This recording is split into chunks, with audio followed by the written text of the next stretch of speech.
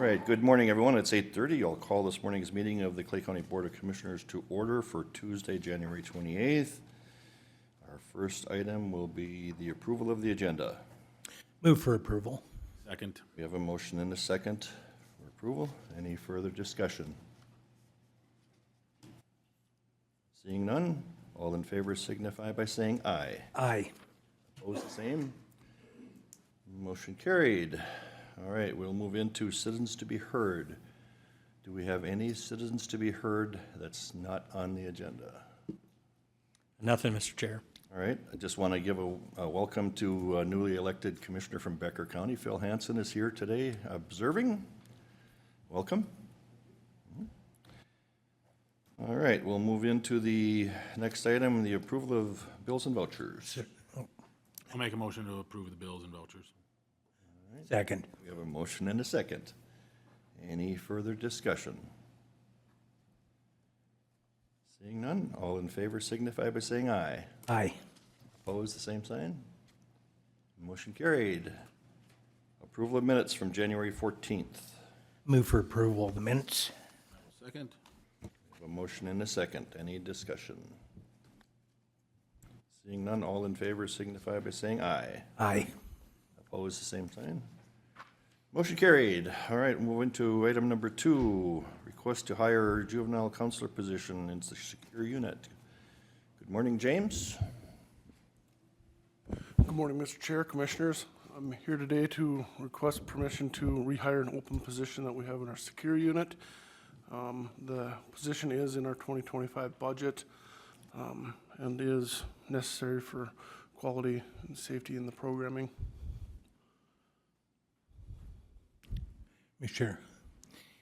Yes. Is there a need for backfill on this or potential need? There actually might be. Yes, I would request that. Thank you, Commissioner. All right, so we have a request to fill a vacancy along with, for counselor along with backfill. I move we fill the position with backfill. All right, thank you. I will second that. We have a motion and a second. Any further discussion? I have one question. Okay, yes. Is this a new position? This position has been there for a long time. It's not staffed, right? It's just not staffed. That's correct. That's all I have. Thank you. All right. Any other comments or questions? All in favor of the motion signify by saying aye. Aye. Opposed, the same sign. Motion carried. Thank you. All right, thanks, James. All right, next we have our Minnesota Deer, an update on emerging deer issue. Morning, Chair and Commissioners. Morning. Rob Baden, I'm the Area Wildlife Supervisor out of Detroit Lakes. Yeah, this is a kind of an emerging issue here in Clay County. I think yesterday you guys got the news release that the DNR put out at 3 p.m.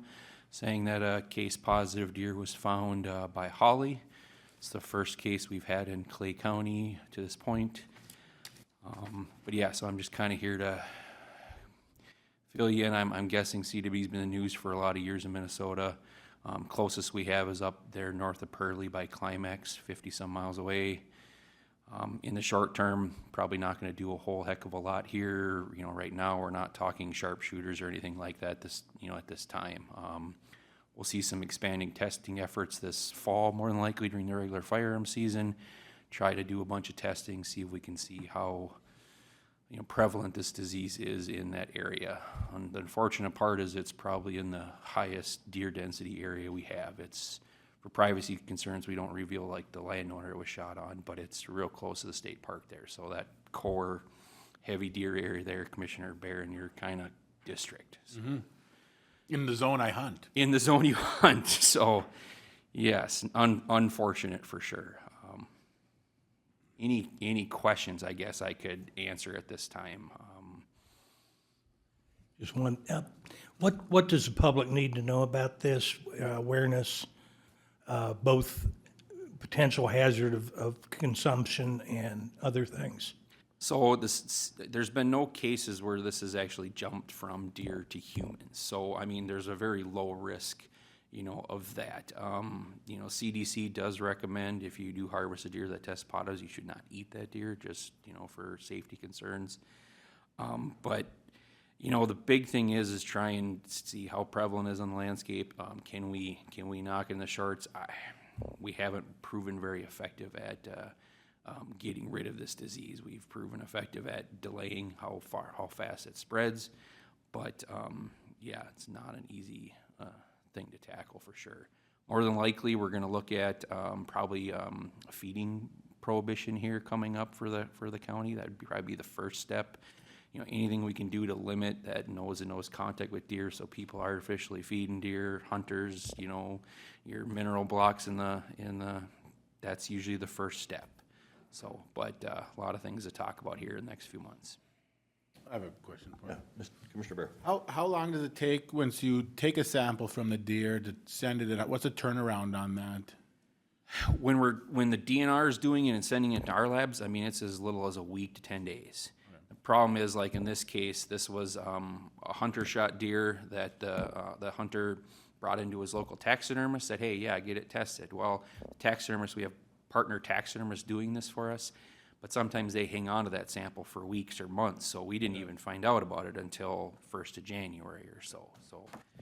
But it's pretty quick. I mean, you know, those of us who want to eat our meat right away. It takes a little bit of time, but it's not. We're not talking months.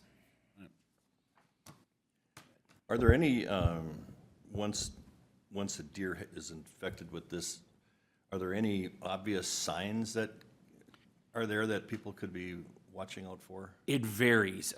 You know, they can be infected for 6 months, a year, and shed these proteins and contaminate other sources. So when it gets to that final stage, the deer look like they're starving to death. They're skinny, they're drooling, they're walking around.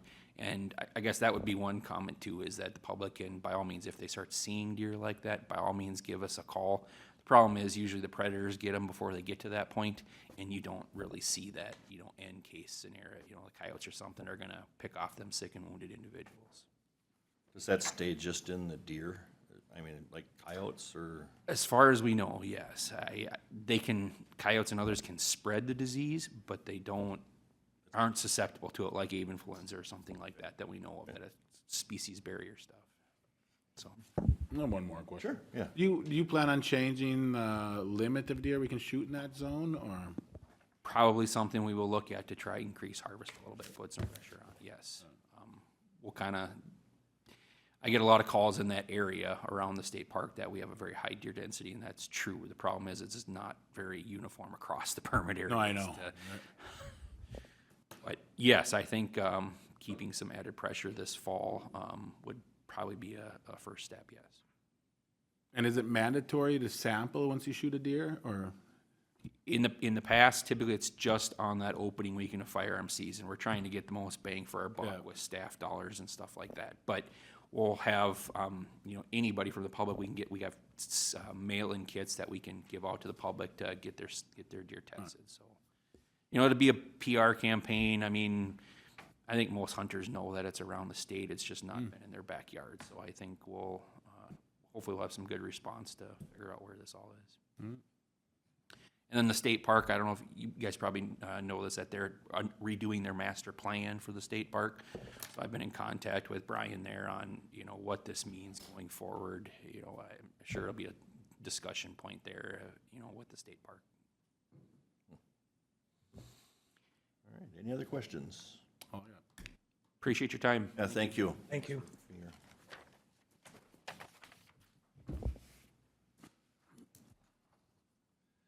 All right, next we have a request for approval to provide a letter of support for the Moorhead Center Mall redevelopment tax increment finance district to extend the eligible expenses from 5 years to 10 years.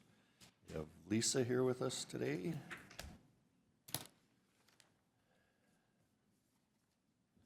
Good morning, Lisa. Good morning, Commissioner Campbell, other commissioners. I am here for a letter of support. You probably saw me about this time last year. The request is to extend a TIF district, which in statute is 5 years in length, the build-out period. So the period for which we can build new development that contributes to paying for the costs of the development within the district. And we have a very large tax increment district. It is almost 18 acres, and it's going to be dense. It's in our urban core, and we believe we will need more than 5 years to fully build it out because it's complex and it's there's new streets that have to be built. There are multiple multi-story buildings, and so it's about the size, 10 times the size of a normal tax increment district in Moorhead. So we put this bill forth last year. It's a pretty common request across the state, and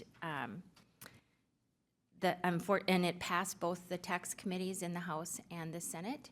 Unfortunately, there was no tax bill passed last year, and so we are returning to the legislature to ask again, and the request essentially remains the same. But, so I want to freshen those letters of support so that we have all our ducks in a row when we get a hearing on this matter. But I'd be happy to answer any questions that you have. The briefing sheet that you have is last year's briefing sheet. It will have new bill numbers, and we will probably be updating the milestones because we have made progress on the project already. The first taxable building is under construction where the parking lot of United Sugars was, and Kevin Bartram's building that, be the home of Downtown Chiropractic with multiple stories of housing above. So we're excited about that, the progress on the library, and there's a lot happening in downtown. Yes, Commissioner Mojo. Try 3, there we go. Thank you, Lisa, for helping lift and coordinate our resolution of support that we asked the city of Moorhead. We really appreciate the city helping us with this, and too, as we have discussions at the Capitol, this certainly makes sense. Only because maybe I'm not as up to speed on TIFs, and maybe the public as well. Is there a reason in the strategy to ask for a TIF for the entire 18 acres, or is there an option to splice that out? Understanding timing is tricky when you're working with so many different developers. It is tricky, but this is not a single building project. We can't divide the project into neat, even though they'll be on certain blocks. The TIF will pay for the cost of acquisition, demolition of the Moorhead Center Mall. It will pay for the costs of the street installation and all the utility work. And so that cost has to be divided between the parcels. Okay. So it makes, it's the expense of the TIF and the nature of the entire redevelopment area that makes it appropriate for, for doing one larger district rather than individual districts. When we do a greenfield development or kind of a pocket area development, a smaller bite makes more sense. Yep. And then just in response to your general question, Commissioner Mojo, about what the public needs to know about TIF. So a basic understanding is we take the existing value that remains taxable, and then the new value of the buildings and improvements that are made on the property is captured to repay the costs of the redevelopment for a period of time. So the time period that we're asking for an extension on is just that time to build it out, not necessarily to extend the time period to recapture those costs. And while I'm really hopeful we can get this passed at the legislature this year, we all share the frustration of what happened last year and not having that bill come out. I think Greater Minnesota needs to make our voices even louder, given the state of affairs in St. Paul, because not passing things and acting effectively on it really puts a lot of us in a bind, and not having a bill with this included would really hurt Moorhead in the future development. So hopefully we can get this past the finish line. That's our goal. Anyone else? All right, along with the agenda, in the agenda packet, there was a proposed letter. And I'm assuming that you've all read that and we're looking for approval to send that letter of support. Mr. Chair, I'll offer approval of providing a letter of support for the Moorhead Center Mall redevelopment TIF district to extend the eligible expenses from 5 to 10 years. Second. We have a motion and a second. Any further discussion? Any further discussion? Seeing none, all in favor signify by saying aye. Aye. Aye. Opposed, the same sign. Motion carried. Thank you all very much. Do you have the original letter you want signed now, or we'll just send it, I suppose, is that, okay. Thank you. Mhm. All right, next we have our bid opening for, let's see, we gotta wait till 9:05 for that, don't we? Lisa, I know you'd said we're gonna do a Google Drive for the flood piece, and I don't believe Steve and I were able to find it. Could you resend that to me so I can update the legislative conversation? It is in the appointment from the chamber. Oh, okay, perfect, thank you. All right. We do have to wait on the bid openings, so we can go to committee reports. Commissioner Mojo, are you ready to start your? I'll take a stab at it. I don't have my cell phone, and apparently I need that to log into my computer. But last week, a series of conversations and meetings highlighted by a trip to St. Paul for legislative work. On Wednesday, Administrator Larson and I presented to all of the current board chairs, vice chairs, and admin staff that attended the AMC leadership training. We talked with members from Lac-Qui-Parle and Blue Earth County on mitigating big issues, items of crisis, planning for long-term projects, and general communication. I really appreciate the opportunity to work with AMC and our colleagues around the state on that, learning from each other on progress and how we can apply that back to Clay County. That day, we had a full slate of meetings at the Capitol, meeting with not only our local Clay County House representatives and senator, but also working with additional appointments, particularly to update them, asking for support of our PRTF. I know Becker County has supported that, so we appreciate that initiative. And also talking about flood mitigation asks. We did have a meeting with Senator Pappas, and that is a huge step forward in our capital investment question, but also we were able to secure, we now have over 5 senators that will sign on to the bill of support. Understanding the current state of legislative affairs down there makes it a little tricky for those of us to coordinate how that will move forward, but also met with Representative Joy, Representative Burkle, Representative Backer. The next day we met with Representative Murphy, and then Senator Abler, Senator Hoffman, Senator Johnson, and Senator Pappas and Kupek. So I think I covered all of those. The next day, I had a MCC JPA meeting that we were able to take part in. There was a closed session on that, and we came out of that with an agreement the next day. I was also still in St. Paul for those meetings, was able to present on a panel with AMC on new commissioner's school on understanding a healthy work-life balance, and feel like a little bit of the kettle black talking to those people about that, as I'm still 10 years into this trying to figure out what a healthy work-life balance is, but appreciate the opportunity to share my perspective anyway, and also appreciate this board's patience, as I know that sometimes you've had to attend meetings with little Mojo kids part of that, so I appreciate that.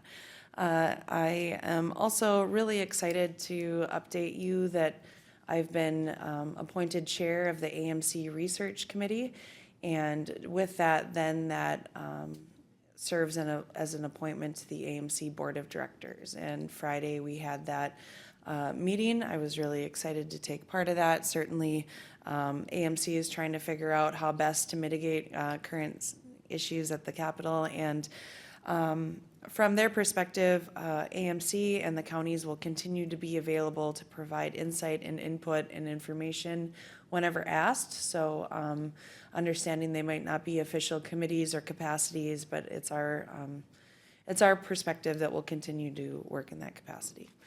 And we also had a update from Blue Earth Homeland Security Emergency Management, so I appreciate that perspective. Yesterday, I attended the Lakeland Mental Health Center board meeting in Fergus Falls. Our new Clay County lay member, Noelle Hardin, was able to attend that. That organization is ending the year in really strong fiscal capacity. Their margins were about a 7% margin last year. While the revenues were still about $400,000 less than what they'd anticipated, they understood that that was likely something that they would see coming. One thing that Lakeland is particularly concerned with is the change of voucher reimbursement, particularly with Medicaid waivers, not only from the federal government perspective, but also the state allocation could really pose a challenge for them going forward. It's hard to budget that, not knowing exactly what will be reimbursable expenses, what won't be. So they're going to continue to monitor that and internally have kind of a marker of what they think it could be like.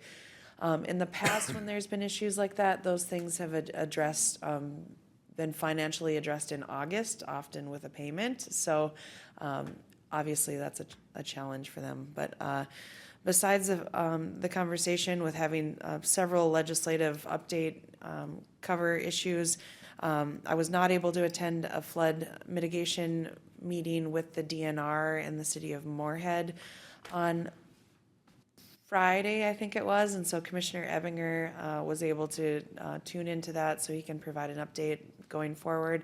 But just for the public's perspective, the city of Moorhead and Clay County are working really hard on the legislative ask for the diversion funding. I know that was a topic of interest at the Finance Committee and the Greater Diversion Board last week.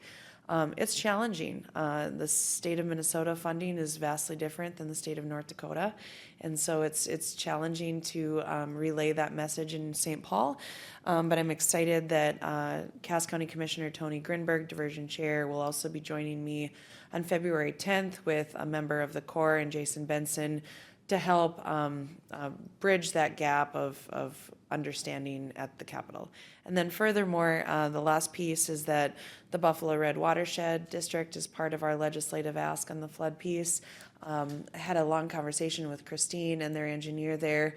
It seems as though we need to update the watershed board again on what funds are being asked for from the state, understanding there could be some pause in Minnesota projects because of funding. So Christine had encouraged us to present on that February 10th meeting. Also, I thought it important that we asked the Watershed District for a letter of support for Clay County, the city of Moorhead's efforts in asking for funding at the state level. And then that will then loop in their lobbyist, Joel Carlson, who will be able to do some of that work too. So I think that covers my reports. Thank you. Commissioner Bear. On January 21st, Commissioner Mojo asked if I'd sit in on the Solid Waste Advisory Yeah, Committee. I missed She might want to add to this after I'm done with mine.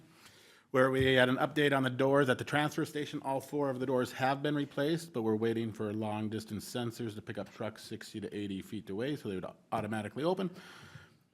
With that, we also looked at options on who is responsible for paying for those doors and if there is legal action that would need to be needed going forward. We had a great discussion on those topics. We also discussed Moorhead giving their 1-year notice, opt-out of the agreement in partners with a transfer station and what options the county has going forward with that.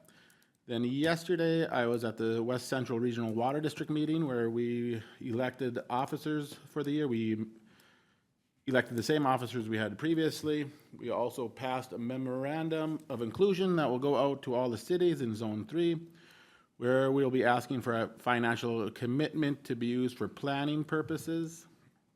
We also discussed a memorandum of understanding that is between Polk County Board, West Central Regional Water District, and Marshall Polk Water Board, Water System, to have a shared goal to ensure Polk County residents can obtain access to a cost-effective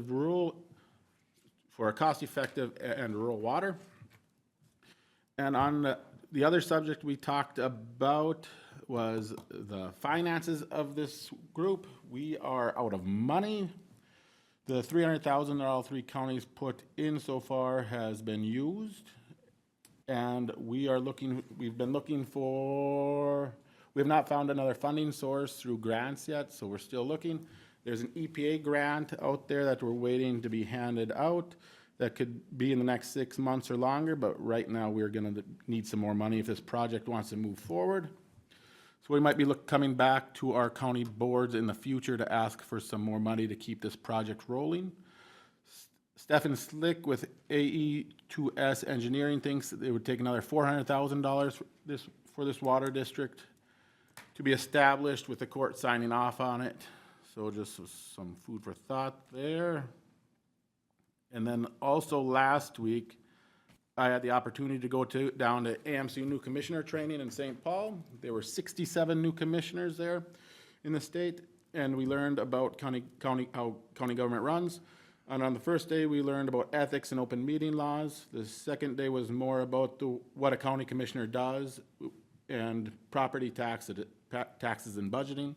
And on the third, our very own Mojo was part of a panel of balancing our commissioner's role with work and family.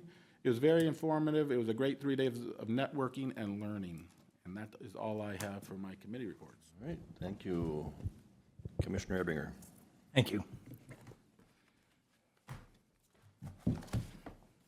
Last week, on Wednesday, I attended the Moorhead, or the Metropolitan Flood Diversion Authority's finance meeting. Usual business, approval of bills and financial report, approved cash budget recommendation that was sent forward to the board as a whole. Had a discussion about a contract with Jody Smith, who is going to work for the state of North Dakota, getting her lined up to assist with property issues that come up in the next 9 months, and thereafter suitable remuneration for her if she has to come back in for any court proceedings. Took action on some contracts. And that completes that meeting. Thursday, we had the Diversion Authority Board of Directors meeting.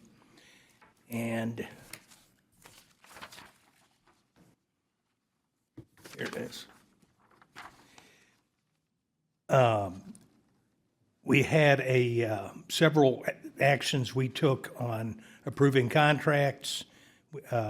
The main focus we had during the regular agenda was to discuss again the remuneration for Ms. Smith. And the co-directors presented the new classification of compensation metrics for approval. And then we had a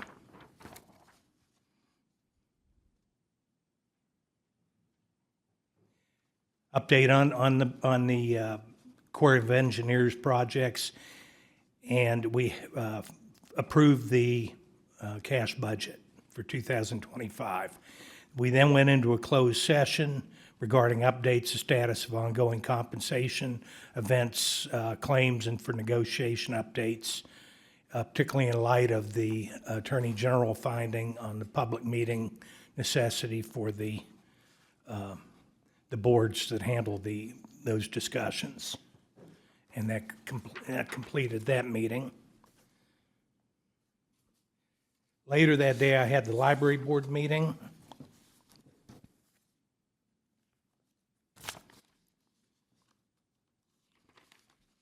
We swore in 3 new members: Ben Grimsley from Becker County, Clayton Briggs from Crookston, and Emily Moore from the city of Moorhead.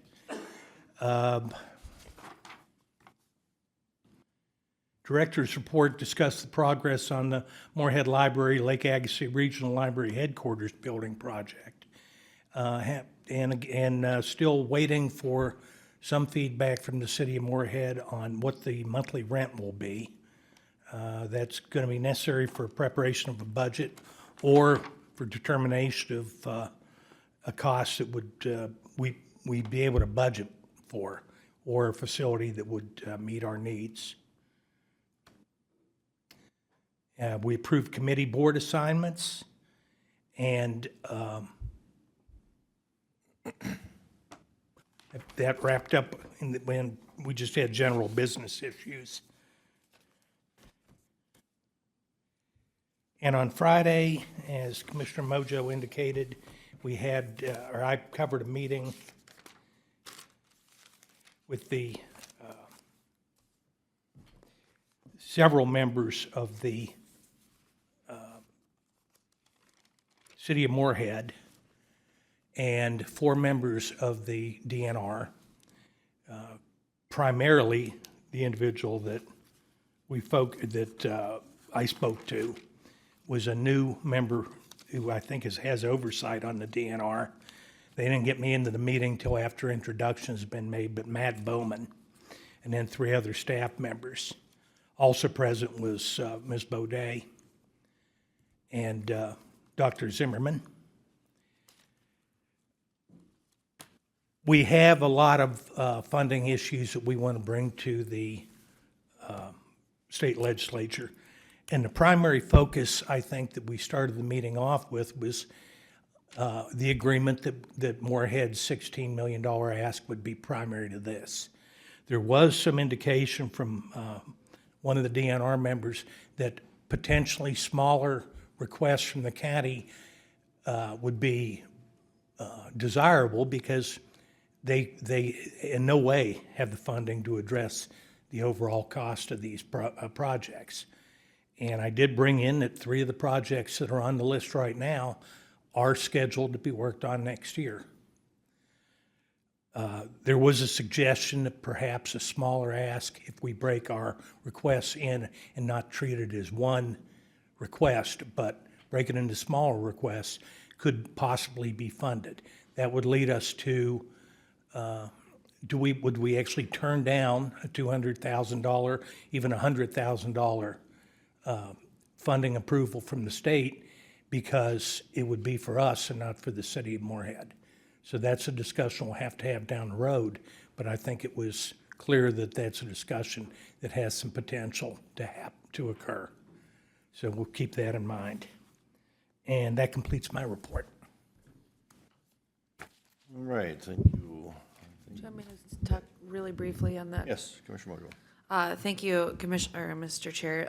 With you being gone last week, there was it wasn't an official SWAT committee meeting, but it was a meeting as referenced by Commissioner Bear to discuss what to do with those doors, particularly understanding that they're being replaced and they're quite large, where to put them, store them. So it was just a brief conversation on that, and then an update on the dialogue that we'll have today. Thank you. Was the bid closing at 9? So we're good to go? Yep. All right, come on up, Justin. Our next item is the bid opening for SAP 014-634-032. Yes, good morning. So this is a paving project from CASA 11 to Trunk Highway 9 on CASA 34. So it goes from Felton to the Pilar 7 miles to the west. The engineer's estimate on this project was $2,709,855.10. We did receive 7 bids. All bids have a bid bond in the amount of 5%. The first bid we received was from Dunnick Incorporated, was $2,722,556.45. $2,722,556.45. The second bid was from Border States Paving. Their bid was $2,437,799.36. $2,437,799.36. $799.36. The next bid was Anderson Brothers Construction. Their bid was $2,274,567.30. $2,274,567.30. Next bid was from R.J. Zavarol and Sons Incorporated. Their bid was $2,097,100.55. $2,097,100.55. Next bid was from Mark Sand and Gravel Company. Their bid was $2,077,388.40. $2,077,388.40. The sixth bid was from Knife River Materials. Their bid was $2,049,668.80. $2,049,668.80. And the final bid was from Central Specialties Incorporated. Their bid was $1,846,160.10. $1,846,160.10. That's quite a difference. Yeah, it's about $1 million between low bid and high bid. So I was able to look at numbers just briefly.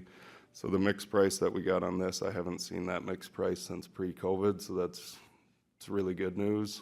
I always try to be fairly conservative on my estimates, and being we're the first county in District 4 to open a paving job this year, it's kind of unknown until now what mixed price was going to do.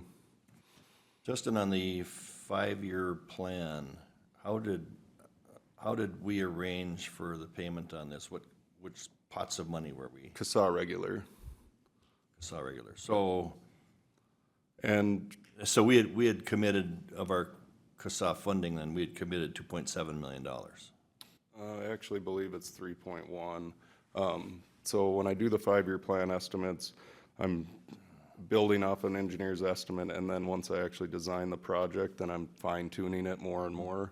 So there is a pretty good chance here, and by highway tracking next week, I'd like to have the kind of an update to the 5-year plan. There is a chance I might be able to slide another project in this year because of that price. I would think for saving $1 million, we might be able to do something else. Yep, and like I have mentioned before, I always have that one project kind of waiting out there in case this does happen, so. Very good. Any other questions of Justin? If not, do we have a motion to approve the low bid? Nobody rushed to saving $1 million. We're in shock. I'll make a motion to approve the bid of $1,846,160.10 from Central Specialties. I'll second that. We have a motion and a second, and then, of course, that would be subject to any potential, but that should be all resolved very. Yeah, so we strictly do online bidding. In the past, we'd always do subject to any errors in the bids, which is when we had potential for paper mistakes, but this is all electronic, so they're.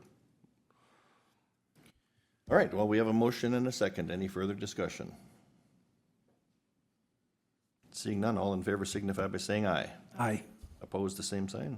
Motion carried. Thank you. Thank you. Justin.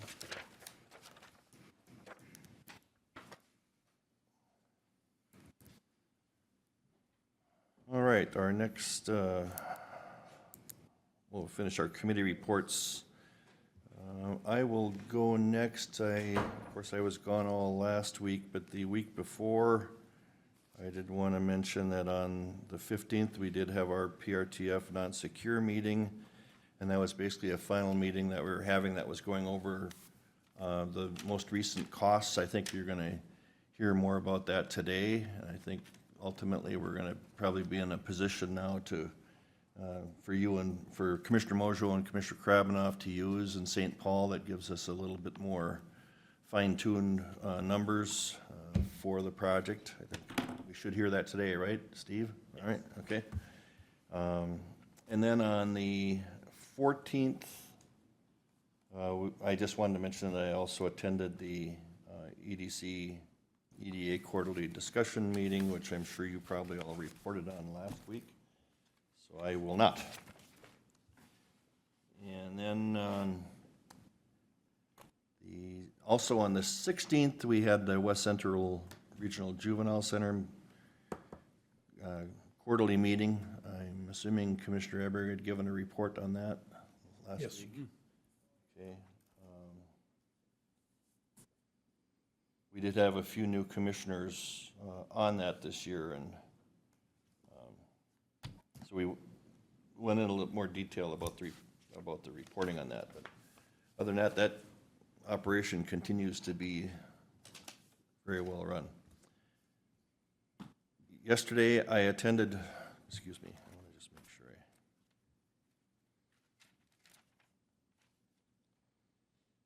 Yesterday, I attended the West Central Regional Water meeting in Halstead, which Commissioner Bear reported on. We did have several conversations. A significant part of our conversation was on the funding piece.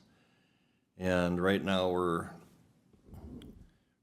close to being in a good place, but as of yesterday's meeting, that $300,000 is just about out. And there is that money that's out there that's been delegated. It just isn't distributed yet, and that can also be used for planning dollars, but until that's distributed, and those are federal funds. And until those are actually distributed, if we don't potentially come up with something, the project's gonna just sit until those funds can get distributed. We do have the ability with those funds to be reimbursed. So if it ends up being, I think the conversation was gonna lead to that each county was gonna go to their board to talk about, maybe advancing some money. And what their first suggestion was $150,000 between the three counties, and that would take them through June, I think it was.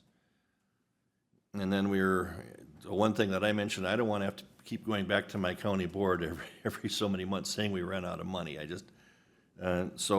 And that's where Commissioner Bear reported that the full amount to actually get this done is anticipated to be about $400,000. We certainly are hoping that we would never have to advance that kind of money between the three counties. Hopefully, we will have those federal funds.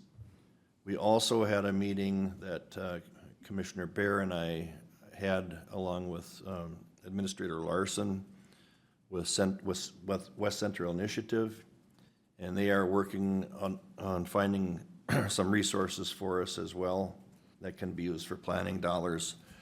And they're committed to it, and they've felt fairly strongly that they would be able to find some of those funds for us through some various grants. So at this point, there's no ask today, but just from a standpoint, if we were to go with the $150,000 through June, and we were to advance that based on our percent, at 39%, Clay County be looking at about $58,700 ask. And so the more that goes up, the higher that number gets. But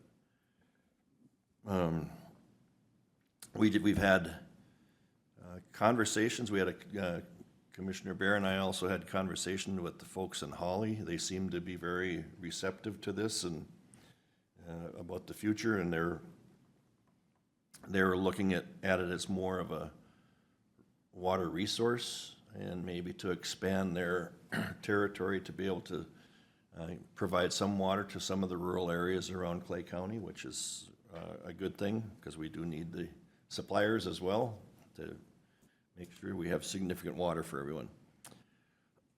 So that's where that stands right now. We might have this, well, we're probably gonna have this on the board for next week. Between now and Thursday, we'll probably come up with some information to be able to provide that would suggest maybe putting some funds in there up to a certain dollar amount. With the idea in mind that that would be reimbursed when those other funds are received. And that concludes my report. Steve? Thank you, Mr. Chair. Last Tuesday, participated in the solid waste meeting, which has been addressed already by our commissioners.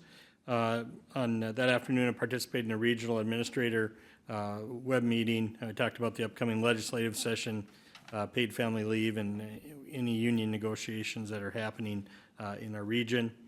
On the 21st, presented with Commissioner Mojo at AMC for the new board chairs. Appreciate the opportunity to be down there to do that, and also then met with several legislators, as was addressed with Commissioner Mojo and Commissioner Kravinoff.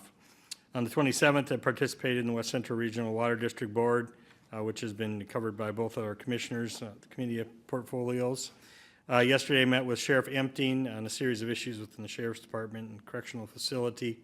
Also worked on updated MMB documentation as we move through what our ask is, and it's kind of moved from a PRTF to a non-secure detention facility.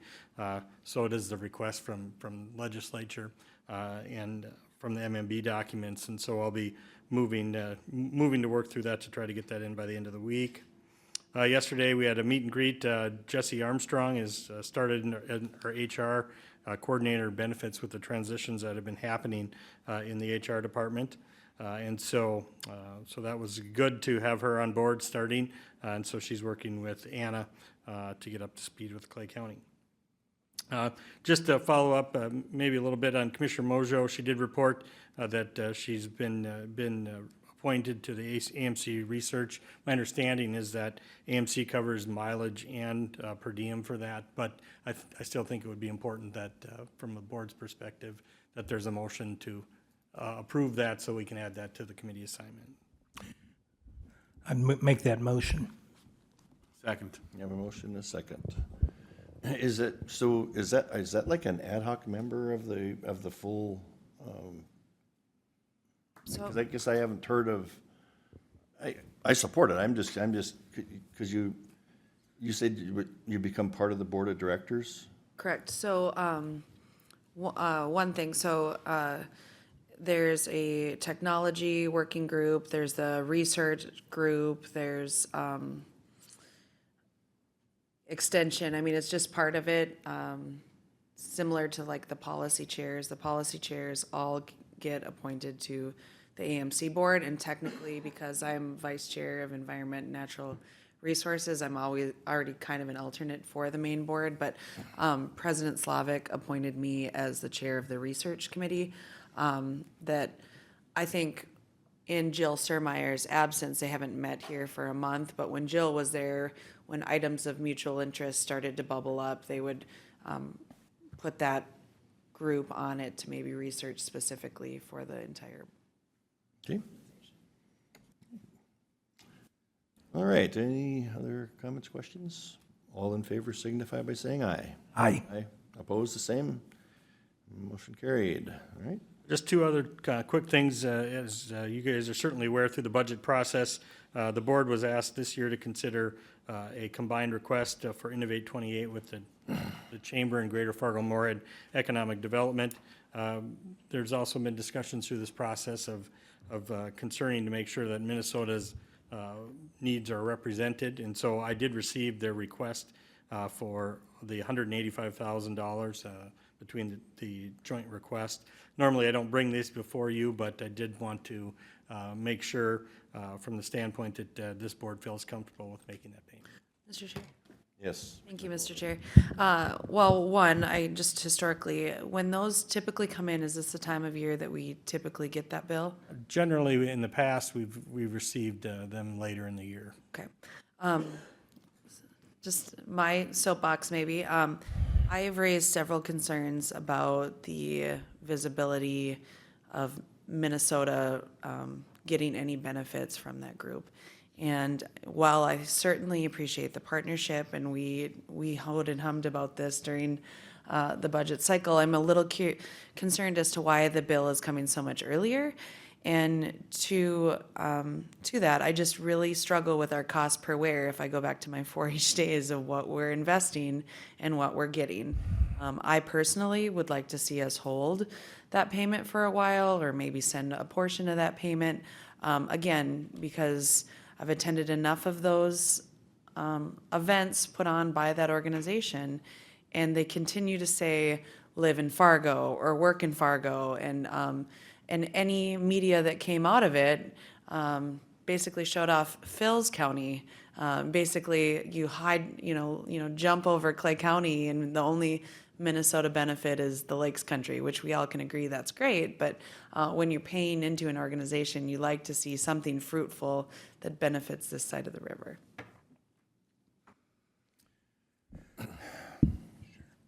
Yes, Commissioner Abraham. I'm on that board, and I'll just be candid. After 4 years of discussion and promises that there would be an employee with a Minnesota presence, promises that there would be more interaction with DEED, I don't think the state of Minnesota or Clay County are adequately represented to the extent that it gives us return on our investment. And the discussions have been many, and the leader, certainly the chamber is of value, particularly at the legislative level, and at the ability to bring together our local electeds to confer and to have dialogue along with the public in Clay County. I think they serve a vital role. The EDC, I do not see a return on investment there. And I don't know if it's to the extent that we want to change our budget. I'm uncomfortable with sending the entire 180,000, is it, or 85? 185,000 to the EDC. I know there's matching funds from the state of North Dakota, and that may be the issue, but I think we might want to hold off on payment of this. I don't know if the dialogue will be fruitful, but again, there's not much of a return on investment, and I think maybe it's something that we might want to address again. That's my 2 cents, and again, I'm on their board, and I go in there and I do not hear anything that is in reference to Minnesota. I've talked to some people with some of our larger businesses on this side of the river who feel the same way.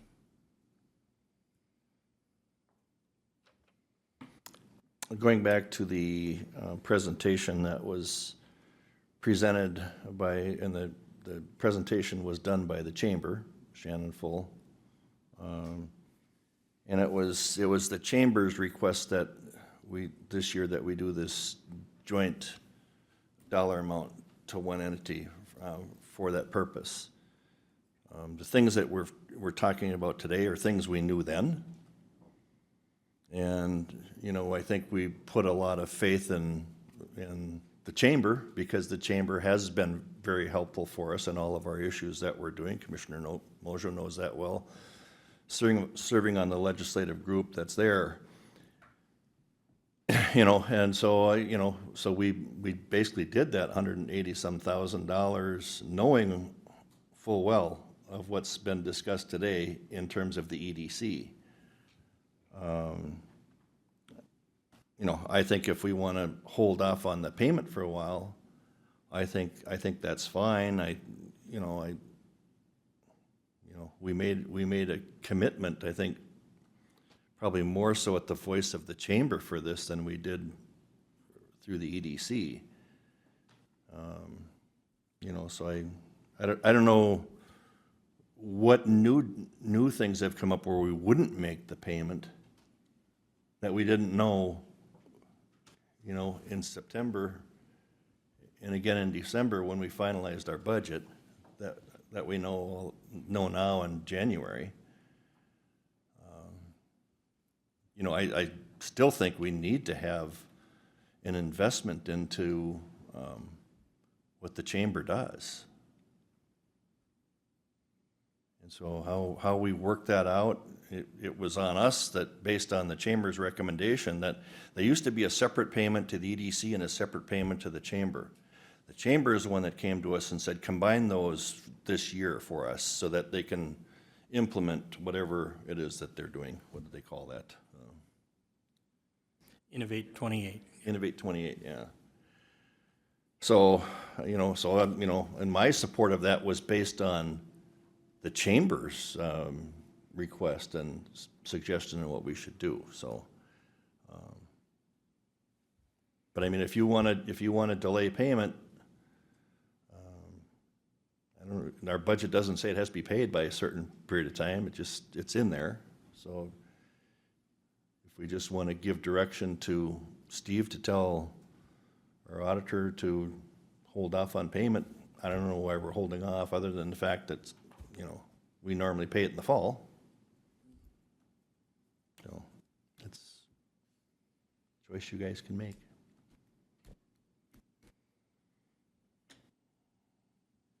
Again,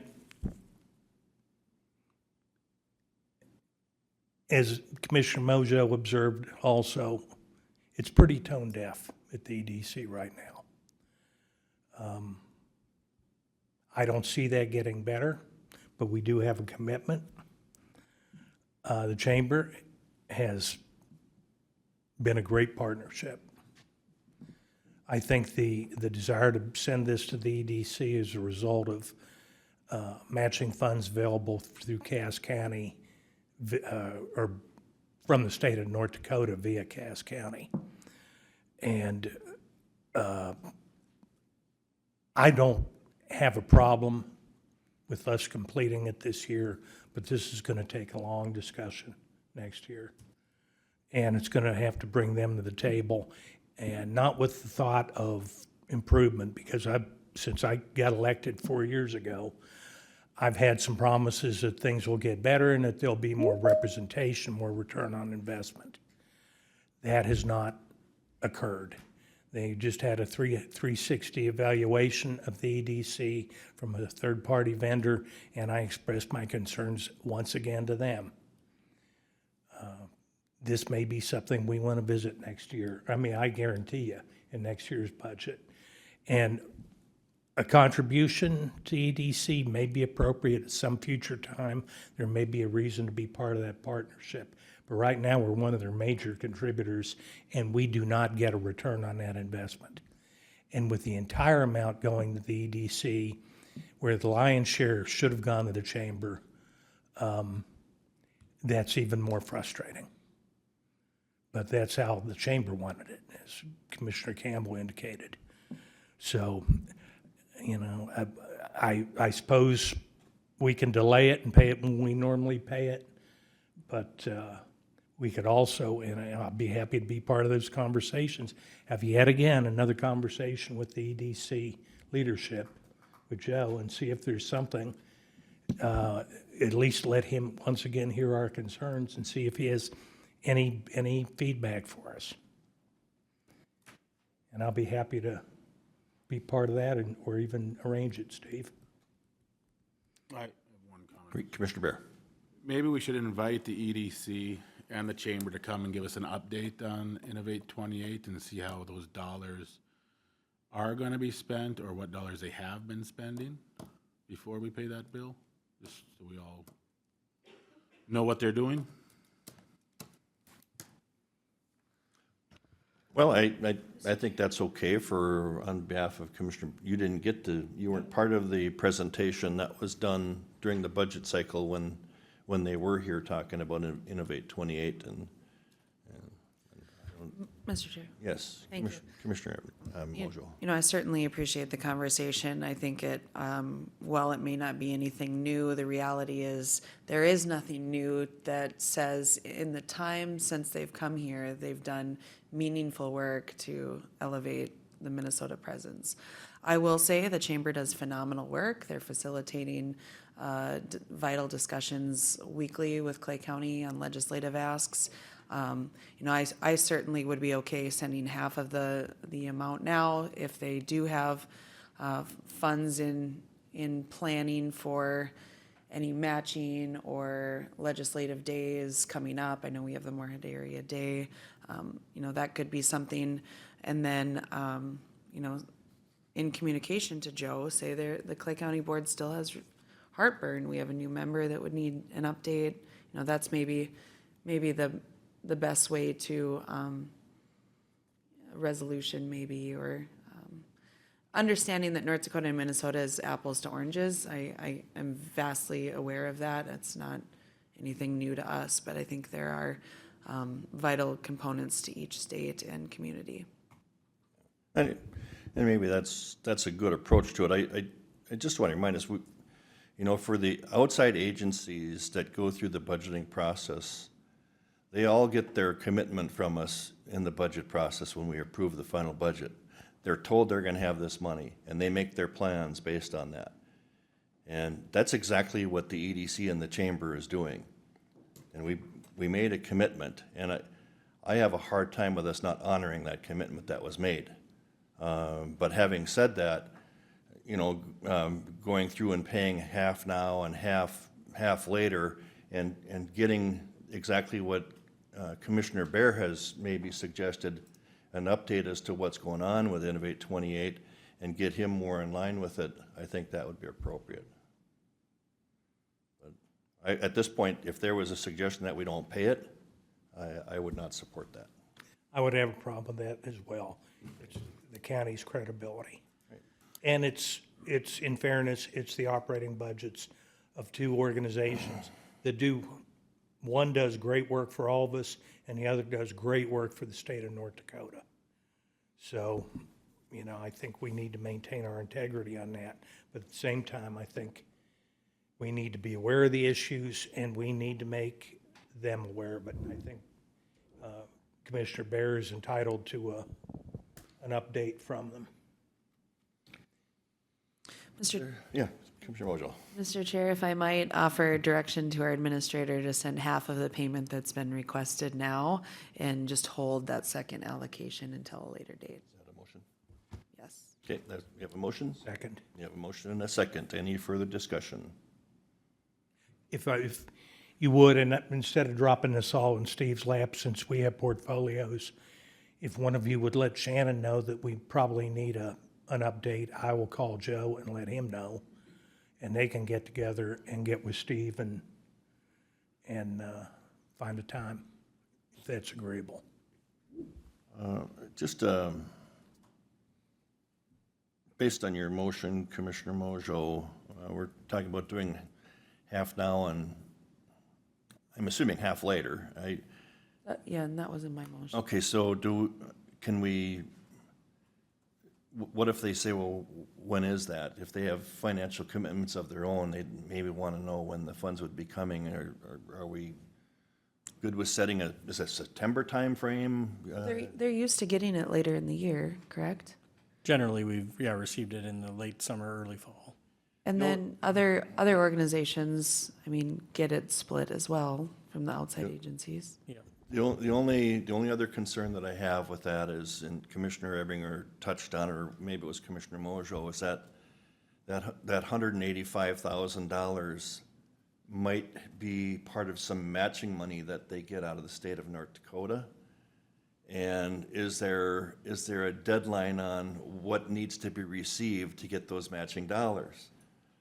So do they have to submit that they've received the full amount to get the full amount, or if we delayed the second half? And these are things I don't know, but if we delayed the second half, is there a situation where that second half payment would then not qualify for the matching funds? That's the issue that If we leave the second payment to be determined, okay. that would leave us flexibility in addressing that if that's a need.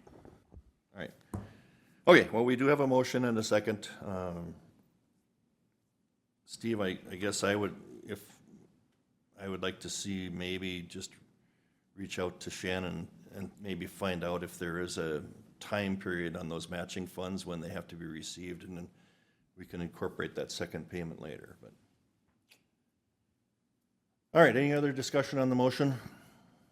Seeing none, all in favor signify by saying aye. Aye. Opposed, the same sign. Motion carried. All right. And then just the last thing I had was a reminder that we have our intergovernmental retreat Friday. Clay County is the host this year, and so it'll be at the Law Enforcement Center. Registration's at 9 a.m. and the start of the conference is 9:30. That concludes my report. Thank you. All right, we will move into our 9:30 item. We have an update from Klein McCarthy Architects on the pre-design of the non-secure facility project.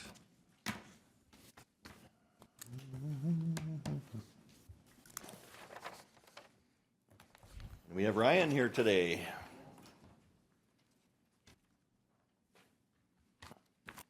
Good morning, Ryan.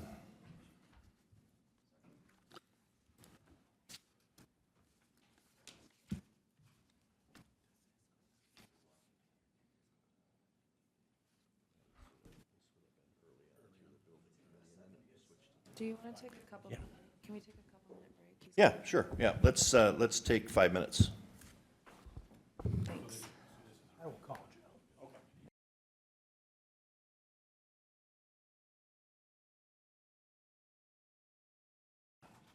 We will move on to our 9:30 item, an update from Klein McCarthy Architects regarding the pre-design on the non-secure facility project. Good morning, Ryan. Good morning. Thank you, Commissioners, for having me today. I'm Ryan Weber with Klein McCarthy Architects, and I'm here to give an update on the pre-design for the psychiatric residential treatment facility and non-secure juvenile facility. What this is a request for funding to the state for a building project, essentially. So I've been working with a committee here with the board, with Commissioners Campbell and Commissioner Mojo and Steve and Darren and a few other people from the county. And we've developed this report, which is the necessary kind of step that the state requires in order to seek funding for a grant for a building project. If you're unfamiliar with what a psychiatric residential treatment facility is, it's basically a facility for juveniles that deals with exactly what it says, psychiatric residential treatment. So what sort of led to this was there was discussion between some of the commissioners and the House of Representatives, particularly, I don't remember which one specifically, but that there was a very, very large need for this type of facility in the state. Currently, you'll see, and there's an article, and I'll kind of, in the report it talks about it, but there was an article that was written that basically says that Minnesota places 50th in the nation for the number of beds of this particular facility type. So it's basically the commissioners the state reached out to commissioners to basically look into this and see if they would like to partnership with them on a facility of this type, I believe. So we were then tasked to do a pre-design for that, for a PRTF.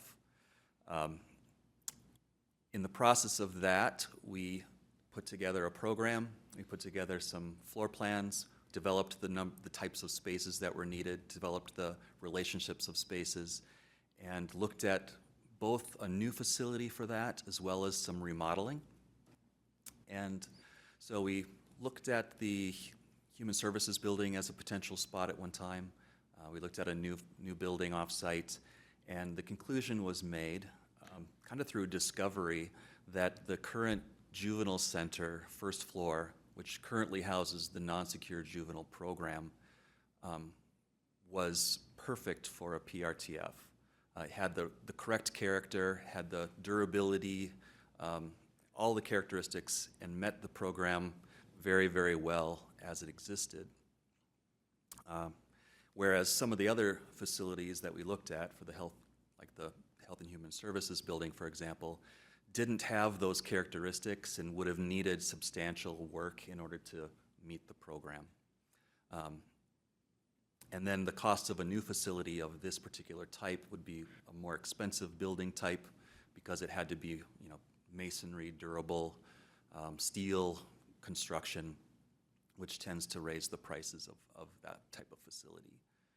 So the discovery that the juvenile center would work was kind of a blessing, but that meant they had to then look for a new location for the non-secure juvenile program, which was in there. So in order to create the space for the PRTF, moving the non-secure juvenile out was necessary. The good news about that, though, is that the non-secure juvenile could be built with wood construction, didn't need to be quite as hardy, and actually wanted to be more of a residential character. So it's a little bit more economical to build that type of facility than to build a PRTF. So we kind of shifted gears. We decided that per the committee's direction that we would place the PRTF into the non-secure juvenile program, or non-secure juvenile space in the juvenile center. It was also looked at and reviewed by the Department of Health and the Solutions Behavioral Health, which is the organization that's going to be running the facility for the county. And they loved the space that was there. They said it would, you know, they almost said they could just move in tomorrow and it would be ready.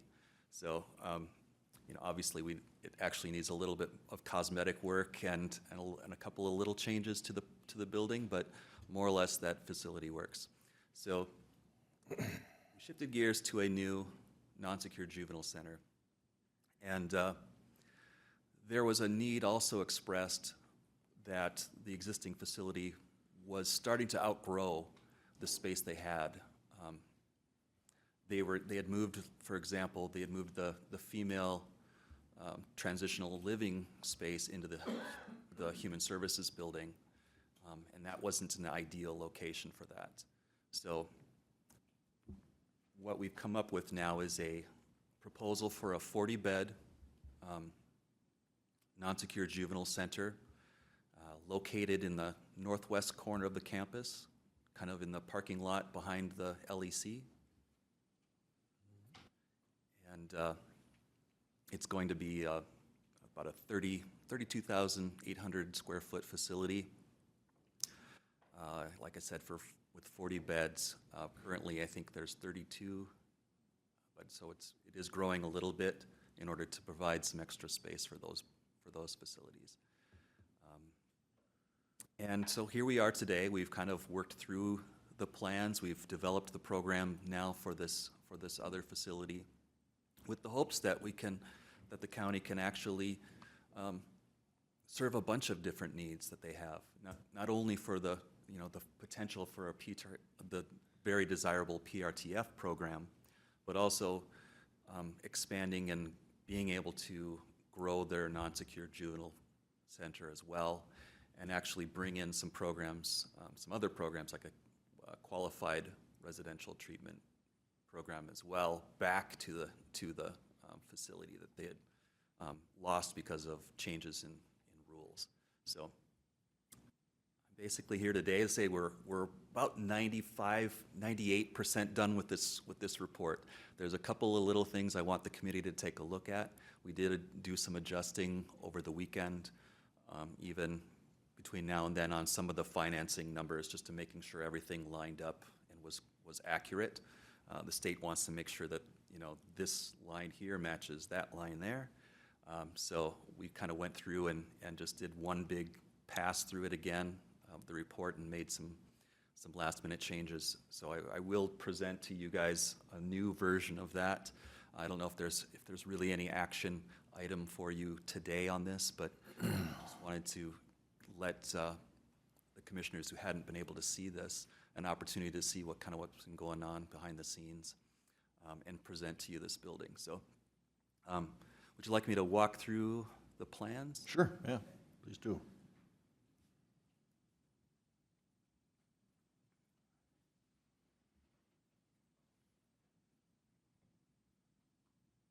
So the facility that they're proposing is a 2-story facility.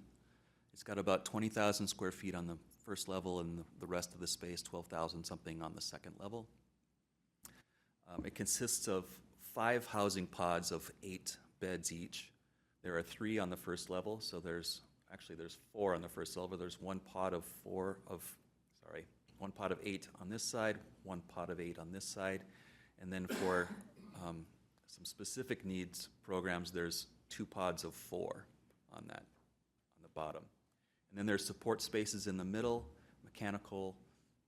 There is a garage, so they can bring people directly in if they need to from a vehicle without, having to go outside or letting them outside. Then there's also a front lobby, so visitors can come if parents and other people need to visit a juvenile who's here. They can come in the lobby. There's a reception area. A lot of the program had to do with various spaces, conference rooms and therapy rooms and things, classrooms, program space that's interspersed between the different floors and locations. So juveniles who are there can readily access them. They're kind of interspersed. It keeps supervision better as well. There's a lot of daylight in this design. Part of the requirements are to provide lots of windows. So there's a lot of natural light coming in, which was another desirable thing for the program. Second level has 2 more of those housing pods, as well as classrooms in the middle. So there's 3 classrooms. There's one that's divisible into 2 rooms, or could be expanded into a larger room. There's an indoor rec facility. Through the design, we were able to kind of capture some attic space and raise the ceiling in the classrooms and the rec room. So we have taller volume spaces where those are desirable. And then I'll just speak to a little bit of the character of the building design. Let's see if I can find the exterior images. Ryan, they're actually going to be in the other section for PDF. Okay.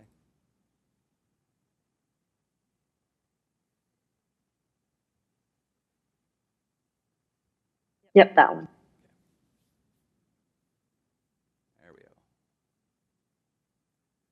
That was Alexandra Paris from our office speaking, helping me out.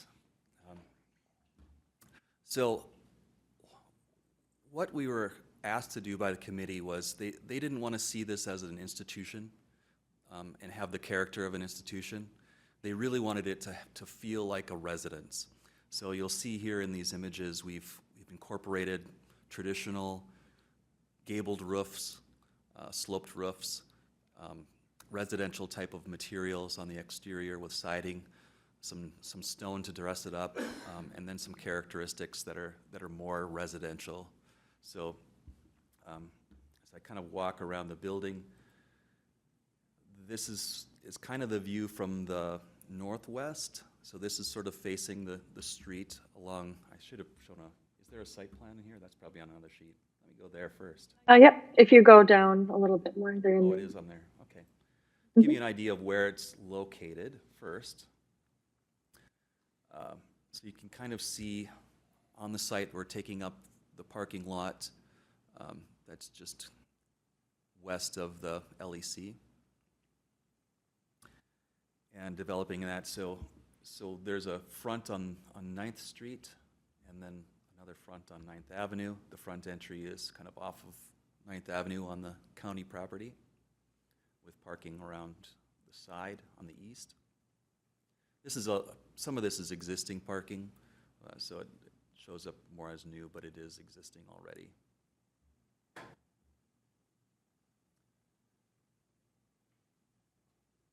Kind of going back to the images.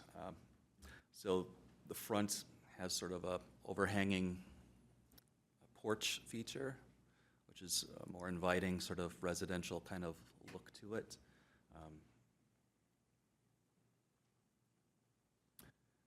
So you have incorporated some chimney features, which kind of dress it up a bit, but they also do serve a function from the mechanical standpoint, they can use those for ventilation, so. I think the exterior elevations give it a little bit of the character that it's got with the gables and various kind of things.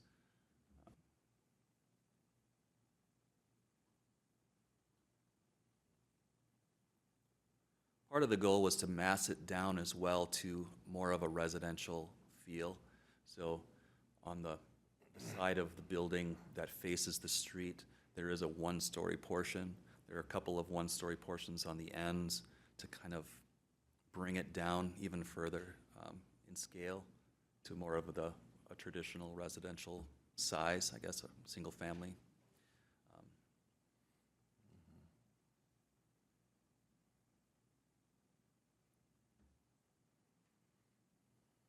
Keep flipping through those. So that's kind of what they're proposing to do. This report, I don't know if you want to go into the financials at all on that? Yeah, maybe in a minute. Just going back to early on in your conversation, in terms of the PRTF and how that all came about, I remember Rhonda Porter for years has been coming to this board talking about the need statewide for a PRTF, and then with Commissioner Mojo's work on some of the mental health committee she's on, recognizing those needs, I think this really became an opportunity here in the northwest part of the state to provide that. Then in terms of the non-secure, the second floor, as you talked about it there, the second floor in this one is really designed for the transitional housing. So on one side, we'll have the transitional housing for the male population, and on the other side, it'll be for the female population. One of the benefits that we have here, and Ryan touched on it recently, is we just opened a female residential transitional housing piece in the Family Service Center, which was the former detox facility. By incorporating that into this facility, we will also free up about 5,000 square feet in the Family Service Center, which will help meet the future demands of public health and social services without having to look for additional space for them as well. So overall, I think it's an excellent plan. I just, when we start talking about and I really like the more of the outside appearance of that. When we talk about getting away from an institutional setting for these kids, we've got to remember in the non-secure unit, we have a lot of kids there that have done nothing wrong. Some of them are there as a result of what their parents have done, not what they've done. And so to put them in a what might be an appearance of a confined setting just isn't good for those kids. So, and the whole idea of this is we're trying to, and even the ones that have caused some trouble, we're trying to get them into a position where we can transition them back to public life in a positive way. So I really like that, the appearance that gives for that purpose. Commissioner Ebinger. Yeah, we had discussed at one point having the 10 to 13-year-old kids that need some secure confinement. We can, in 2026? 27, we'd no longer be able to keep them over in the juvenile facility. Have we got some hardened? That's what those 4 and 4 are. The 4 and 4 are. On the first floor. Yeah, they'd be able to Yep. put kids in there that need some kind of controls. They'll have a little bit more heavier construction area for those kids. They're more likely to potentially create issues. Sheet rock's not a good idea No, around them. sheetrock's not good. Okay. Yeah, so that's been incorporated into the design. More abuse-resistant materials in those areas. Yeah. I think one of All right, the, okay, go ahead, Steve. sorry, Mr. Chair, I think one of the other benefits that Ryan touched on is the QRTP eligibility. Yes. And Quinn is here today, and then he can tell me if I'm wrong, but from a licensing standpoint, things changed on the state level, so because our non-secure is in a facility with the same address as a detention center, We then became ineligible for 4E eligibility for the youth in that non-secure facility. By moving this outside of that building, Quinn would be able, and his staff would be able to be eligible to ask for those dollars. Again, depending on the kids that come into the facility, that could be anywhere between $250,000 to $500,000 annually that the county would be able to receive in 4A eligibility that they're currently not.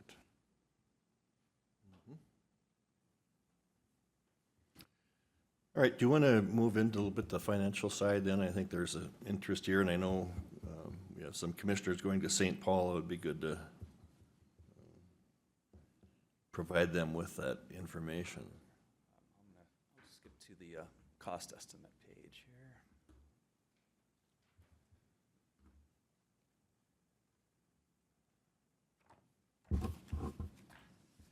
So as part of the process, we received some professional cost estimates.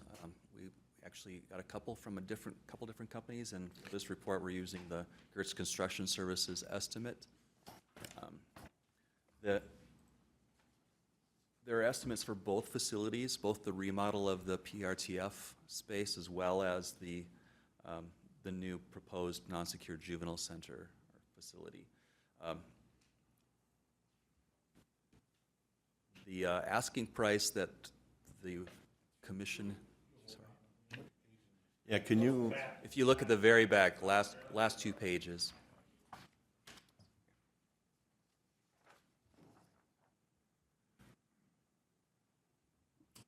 So this basically is a breakdown of various materials that are involved in a construction estimate. So there's the big list at the top that talks about bid packages are all of those materials that are used in the building, and then the bottom portions where it's sort of broken out goes from a construction cost and then adds sort of what we call soft costs, which are program or project costs that are outside of the cost of construction itself. So that gets into some of the prevailing wages, allowances, design contingencies, and architectural fees, site surveys, furniture, equipment, commissioning, and then some other technical information as well. So you add all of that up, and the total is for this building is $26,300,490 and $330. This has changed since the version that you have in your report. I talked with Dan yesterday, and we kind of, in order to have it match with the requirements of the state pre-design report, we shuffled a few things around and it changed the numbers essentially. So I wanted to make sure that we had things covered in the right places, so you'll see a slight change. what number did you say it was, 26 what? $26,349,330.51. With a 26 start date. We're forecasting that with the design needed, it's possible we might be able to get in the ground in 2025, but typically you're not going to receive any funding until July or August of the 2025, which kind of puts a strain on being able to get design and everything done before it gets cold in the same year. So there is an opportunity. I think we could, if things go great, if you have a season similar to this past one, you could get in the ground by November and not have any issues. But there is forecast about a 4% escalation to move construction into 2026.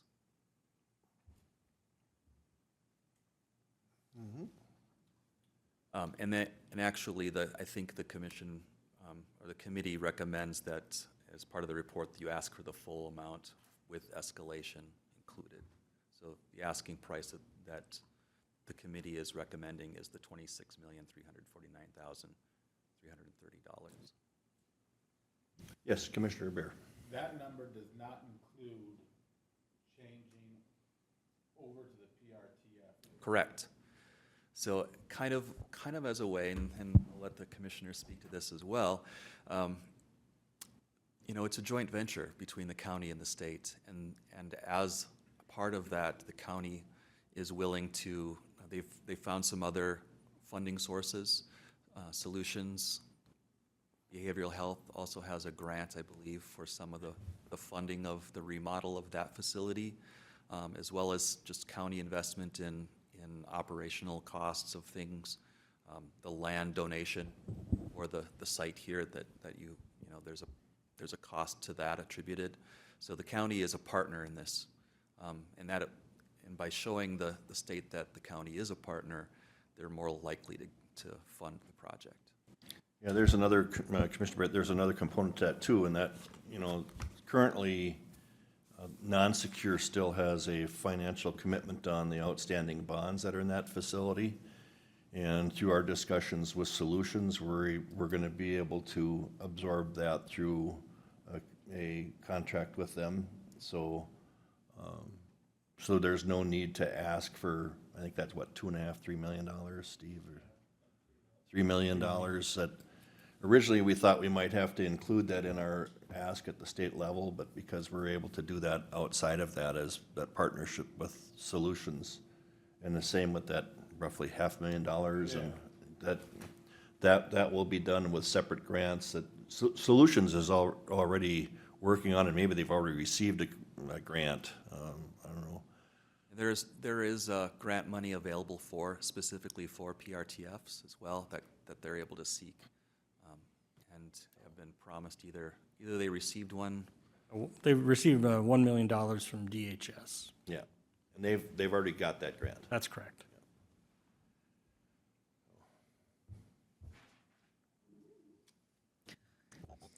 Mr. Mojo. Thank you. I might jump in. One, thanks to the patience for the board. This project has, while it's been lengthy, it seems sometimes to be fast and furious in regards to how we reframe it based on the feedback that we're getting from the legislature. So again, thanks to Klein, McCarthy and Gertz and the other folks that we've worked with to really scramble to try to get as much of a holistic number as we could in a short amount of time. You know, we are getting really pointed feedback from the legislature on what is the phased number? How do you phase this? You scale it back? What's that number? And the reality is this number is pretty all-encompassed for what counties are already spending to help mitigate and treat our kiddos. You know, having 27 counties signing resolutions of support, it's interesting that we're almost to 27 million what the cost would be, but you know, I think we need to continue to rephrase our conversation at the legislature that while this is a very high number, it's significantly lower than what building a brand new PRTF would cost. We're able to increase the bed capacity at the non-secure, but also incorporate those PRTF beds to the region. And looking at what the county's budget for getting us this far is, you know, would we love to see this number substantially less? Yes. But the reality is there are some pretty strong requirements that the state implements into what the new construction looks like. And so we are including those points as a dialogue piece to the legislature as well, what the additional B3 components require, how much more that costs, is there a way to phase out what that commitment is? I mean, we're all hands on deck with that. To the county, it is really important to reiterate how strong that partnership is with our contracted provider. And if there's a way to, you know, offset the need by a small bond for the county, if that means that the rent would go to pay that down, I don't know. We need to, that's all part of the financial dialogue that we need to have given what the state of affairs is with the legislature. I mean, we just walk in and they say 26, not gonna happen. What do you have lower? And I think we need to remain strong that the state and counties are already spending this on mitigating these kids. Yeah, good points. And I do want to point out that on the PRTF, we originally had talked about an 18-bed facility. We actually, right away, it's designed for 24.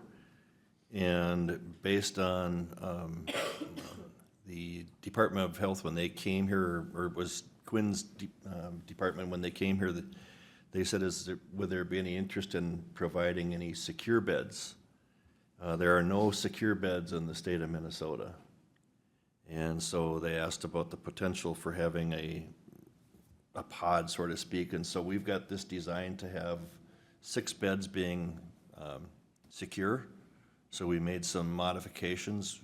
Ryan's made some modifications through, and that's part of what that $500,000 is, right? That goes towards the need to make some of those changes that would then provide that. And state, we told that to our 10-member counties at our West Central Regional Juvenile Center, and they were all just saying, "Oh, we've never heard of that. That's really great that they'll have that ability to have those secure beds." This isn't a Clay County PRTF. This is a state PRTF. So this is going to be, when we're asking the state to pay that kind of money, kids can come from Duluth to here. They can come from Becker County to here. Anywhere in the state of Minnesota is going to be eligible. In terms of, obviously it's all done through physicians, that process that takes, but it's needed in the state. How many counties did we get signed off on this? 27 counties and 11 tribal nations. There's a reason why all of those folks have signed off on this, and I don't see any other counties in the state of Minnesota stepping up to offer to provide this service, and so I think we should have a good shot at this, I think. All right. Anything else for us, Ryan? That's it. I'll give you guys an updated report, and I'm not exactly sure when you intend to forward it on to the legislature, but We talked about it last week. okay. Yeah, so maybe there can be some sort of a document. I don't know. We'll work with Steve and Commissioner Moserl on providing some little. We don't need to go into this level of detail as far as the construction costs, but. Right. I did want to give you guys an opportunity as a committee and as a board to look at the our final draft before it goes out as well. I was hoping I could get that to you for this meeting, but. One of the early on things, just lastly, one of the early on things on this, when Ryan originally prepared this, he had a $500,000 number in there for the B3 allowance, wasn't it? Isn't that what you had in there originally? It was 500,000? 500,000, correct. We did. And I was very concerned about that number being that, because as we've experienced in our other facilities, those B3 costs just seemed to escalate the more we got into it.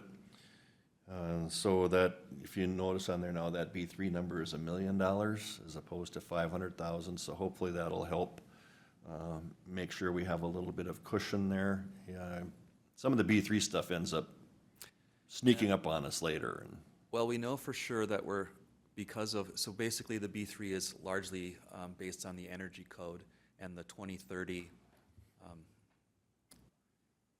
vision, I guess, for energy reliance. So a lot of it has to be carbon neutral. There's provisions for providing 2% of that via solar or wind. Luckily, Moorhead does have a lot of their power already provided by solar and wind, so I think we're able to hopefully buy some credits there and not have to build a turbine or anything like that. However, the primary heating and cooling system has to be carbon neutral, so a geothermal system is planned, similar to the detox facility, where that was a state requirement. So we know there's a significant cost for that, more than a traditional heating and cooling system, as well as groundwater retention, making sure we're not just dumping the water into the river. So there's probably needs to be a tank installed underneath the parking lot to hold groundwater for at least until it can be distributed safely. And Ryan, while you have your deal up, can you do you have that one that showed how that structure fit on that lot? Yeah. It's just so the board can see that, and in terms of that, you'll notice that once he puts that on there, there's an awful lot of parking that goes away, but we've been studying that whole issue with the parking and where that would go, and we're confident that what we currently have available will still meet the parking needs that we would have throughout for the county campus needs, so. But it kind of really takes up that.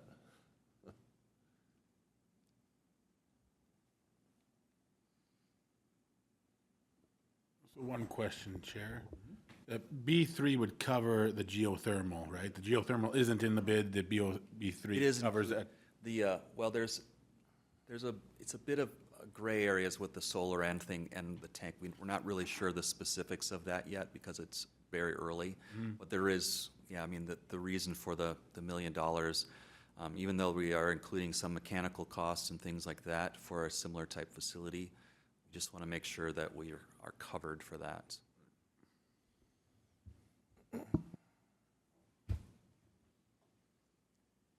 Steve, do you have anything to add while he's pulling that up? No, and I think the other commissioners, I think the B3 portion, when it comes to the thermal, the benefit that we found both with this project and out at the the withdrawal management is there's a return on investment on that. It's not just money going out to put up solar, for example, but we, in talking with Klein, McCarthy and Gertz, we've determined that, there'll be a repayment of that versus just money going out, so. Commissioner Marshall? It's just popped in my head. So again, remind me why we're not covering any more impervious Oh, than already, correct? Or what?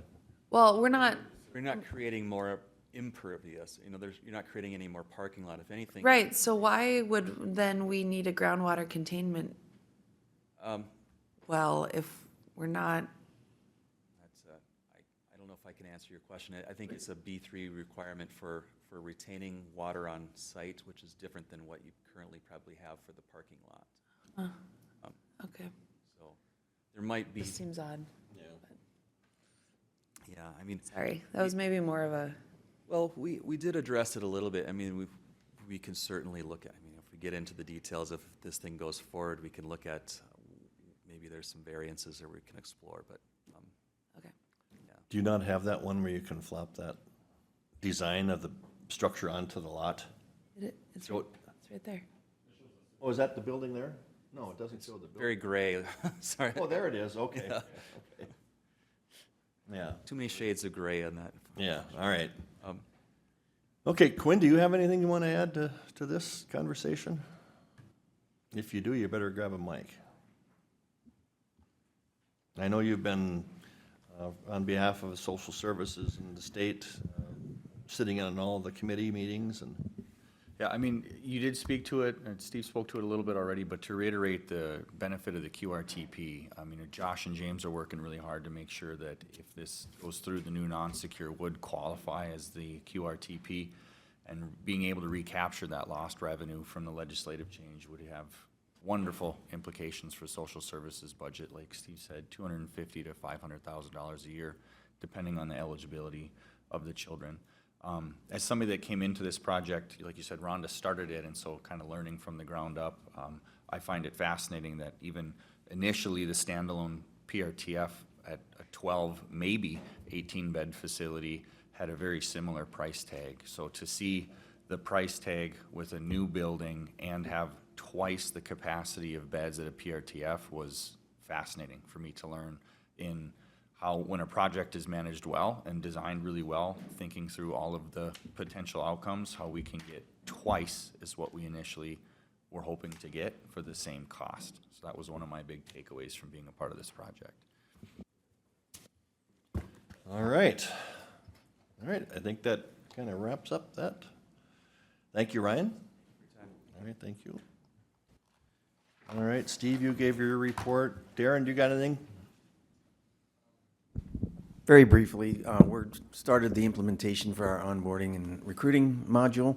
And we're also transferring all of our forms from Seamless Docs and Jotform over to Civic Plus, so that's taking a little bit of time. I know this is probably more HR oriented, but Anna's been very busy with the new HR coordinator that just came in, so I'm helping out a little bit in that area. And I sat in on the AMC legislative update and the MACA board on Friday, so just a little update on those couple things.